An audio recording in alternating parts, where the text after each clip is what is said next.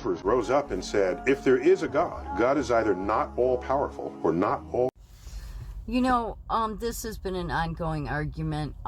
Yeah, so if there's death, there's pestilence, there's famine, there's all this disease, this destruction, then how can God be all good? Well, it's very simple. But Neil deGrasse or DeGrasse, however you say his name, will never get this, because that side, that the science doesn't get it, that God gave man free will.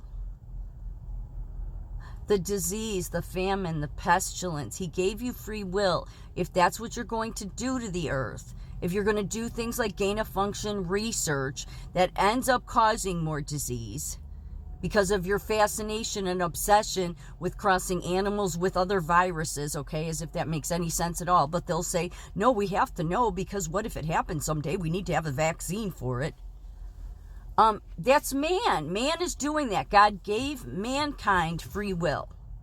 So then when mankind goes and F's it all up, okay, then the science wants to say that God cannot be all powerful, because he wouldn't let that happen. Yes, he would.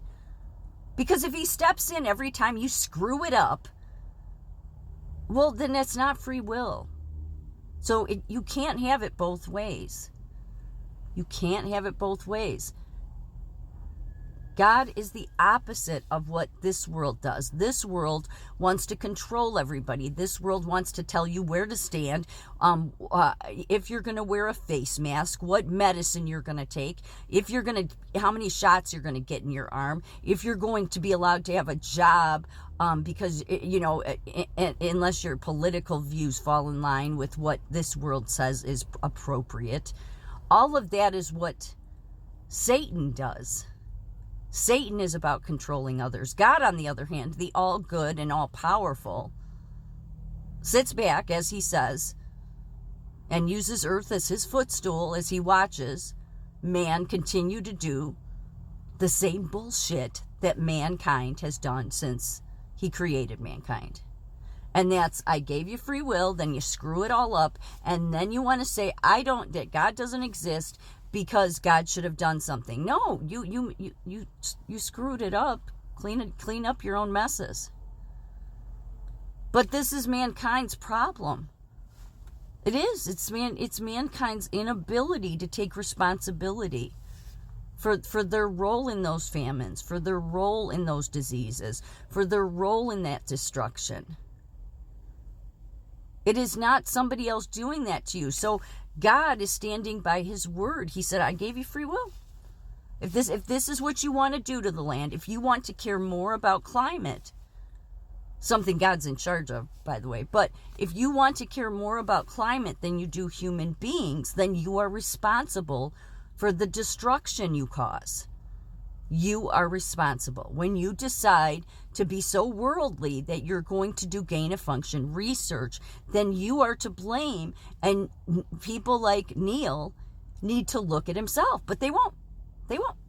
They didn't, thousands and thousands of years ago when the same thing was being said. And everybody be shaking their hands up at God. No, if you existed, you'd be doing something. And God's saying, yeah, I don't know why this isn't easy. It's kind of a really simple thing. I gave you free will. I didn't want to be a slave master over you. I wanted you to be allowed to have the freedom of choice and independent thought. And part of what goes along with that independent thought is, hey, I need to look at myself and the other people around me, mankind, and look at the science and look at the government and say, you don't ever reflect. You don't ever look at yourself. You don't see how this is not God causing this. You just want to blame God because he doesn't want to clean up your messes. It's sort of like, when a child doesn't, like a teenager who constantly gets in trouble and the parents bail him out over and over again. And then finally the parents say, no, we're not helping you by bailing you out. We're not helping you. We've set you on the right road a few times. Now you're on your own. You're going to have to live with the famine, the destruction, the nightmare that you have created. Because if I continually step in, then I'm just being a slave master over you. I don't know why this is so hard for people to get. It's that simple. It is not God that wants to be a slave master over you. Does God intervene for people? Yes, he does. He intervenes for people that walk with him. But the science, the technology, these godless people that create all this destruction in the world, take us into all these endless wars that are completely pointless. It's like mankind never gets it. Then want to blame God because, the world's on fire. Yeah, no, the world's on fire because of us. Nothing to do with God. God's just been watching this circus show take place since he created the first people.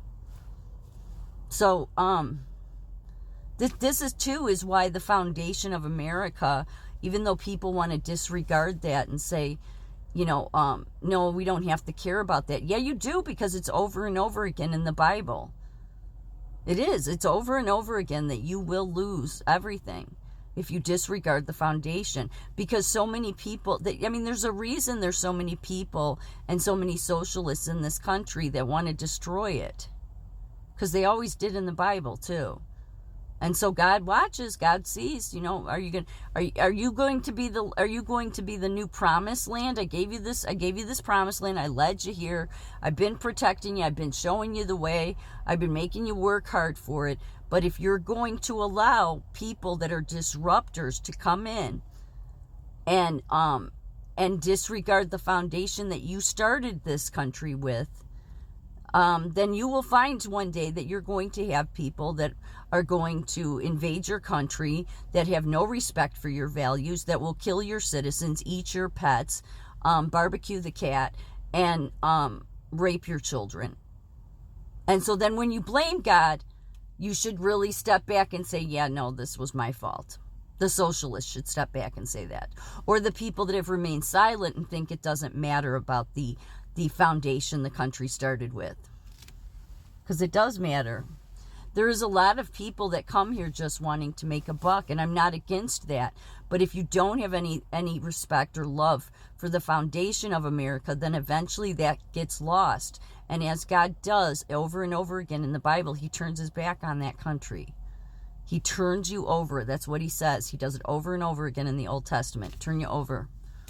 You can really look at many countries in the world. That's what he's done with them. Now, that doesn't mean the individual people in that country that do believe in him, he protects them. He does. He covers them. But the rest of the country, no, he turns you over. He turns you over to the very slaves that you've decided that you will give all your will and your power over to, rather than give your will and your power over to God and say, God, you direct us. So, there's a reason they love to call people that are Christian and that believe in, sovereignty of the nation. They like to call us white nationalists, like that we're racist. No, they love using that term because then it's a way to shut down argument, okay? Like, no, they're just a racist. The very people that say that are the racists. But no, you have to protect the foundation. You don't have to believe in the Bible. You can be an atheist and you can continue to say the same things that they said thousands of years ago when the whole thing was created. But the fact is if you disregard slowly over time the foundation that the country, the promised land God gave you, you disregard it because you're going to listen to a bunch of stupid socialists. You're going to listen to a bunch of people that don't know what they're talking about because they don't care about that foundation, and they know why they don't care about it, because that wicked one absolutely knows the best way to get America to be handed over fully is get enough people that aren't willing to stand up for protecting what the country's nation was founded on. Because nobody will prosper if that's gone. You will end up like every third world country on this earth. So, it's really simple here. God gives you a land, and as long as you keep that foundation in place, doesn't mean we let other religions into this country. That's respect. We respect that and everything, but we cannot disregard the foundations of this country. The science, the technology, all the atheists, they're going to continue to say, look at all this destruction in the world. There can't be a God. But they never want to look in the mirror and see how they're the very ones that created all that destruction to begin with.